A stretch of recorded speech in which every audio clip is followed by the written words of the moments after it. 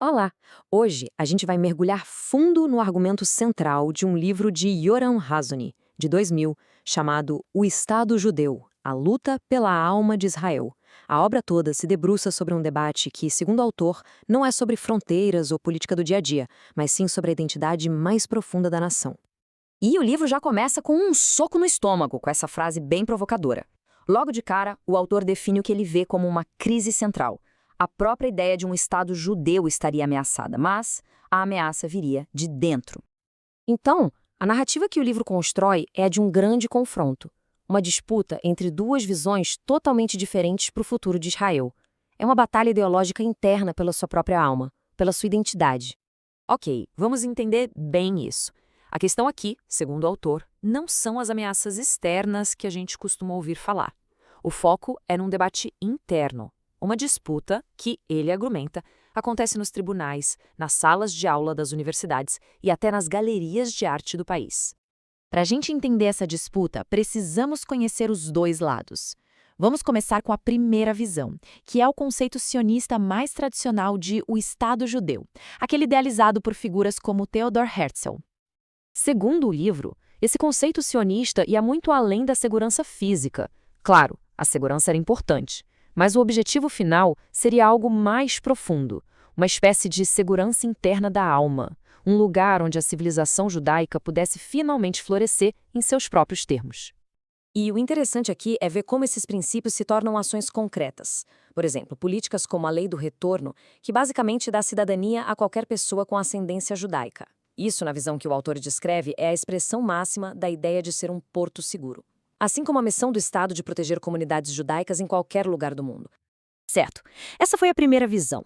Agora, vamos para o outro lado da moeda, a antítese completa dessa ideia tradicional. Um ponto de vista que o livro vai chamar de pós-sionismo. Essa perspectiva, de acordo com a análise do livro, desafia frontalmente a ideia de que o Estado deva ter qualquer característica ou missão especificamente judaica. A meta seria se transformar num Estado de todos os seus cidadãos, completamente neutro em relação à sua identidade.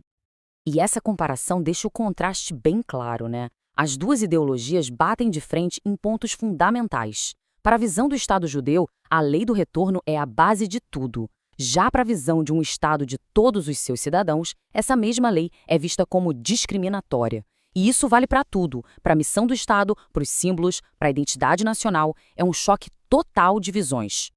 Tá, mas onde é que essa batalha de ideias acontece no dia a dia? Hazony argumenta que o lugar onde esse conflito fica mais evidente é no mundo da cultura e da academia em Israel. O livro argumenta, por exemplo, que surgiu uma onda de novos historiadores com a missão de desafiar e reescrever a narrativa sionista tradicional. E segundo Hazony, essa nova historiografia muitas vezes acabava retratando os fundadores de Israel e tudo o que eles fizeram de uma forma bastante negativa. Para dar um exemplo bem concreto, o autor dedica uma parte enorme do livro a analisar uma obra literária que ele considera um símbolo disso tudo. Um romance que é apresentado não como uma simples crítica, mas como uma sátira feroz que tem o objetivo de demolir todo o projeto sionista. E na análise que Hazony faz, esse romance simplesmente desconstrói a imagem heróica dos pioneiros sionistas.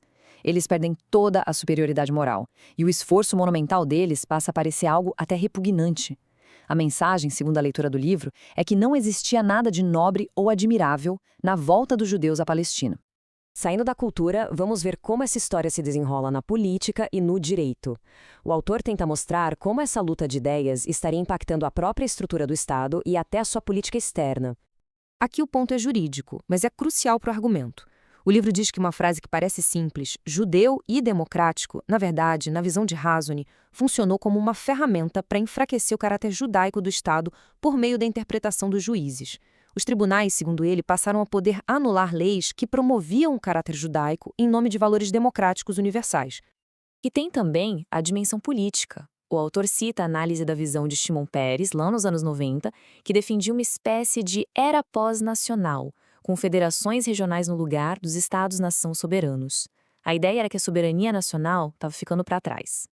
Então, no final, o autor amarra todas essas pontas: a revisão da história, a sátira cultural, a tal revolução constitucional e essa nova visão política, tudo isso é apresentado como parte de um mesmo fenômeno, uma única e forte tendência que estaria afastando Israel do seu ideal original, uma luta interna pela alma da nação.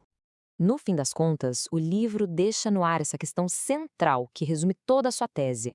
O debate, segundo o autor, não é sobre política partidária ou sobre fronteiras. É uma questão existencial. Qual é o propósito, qual é a identidade, qual é a alma do Estado? E é com essa reflexão que a gente encerra esta análise da obra.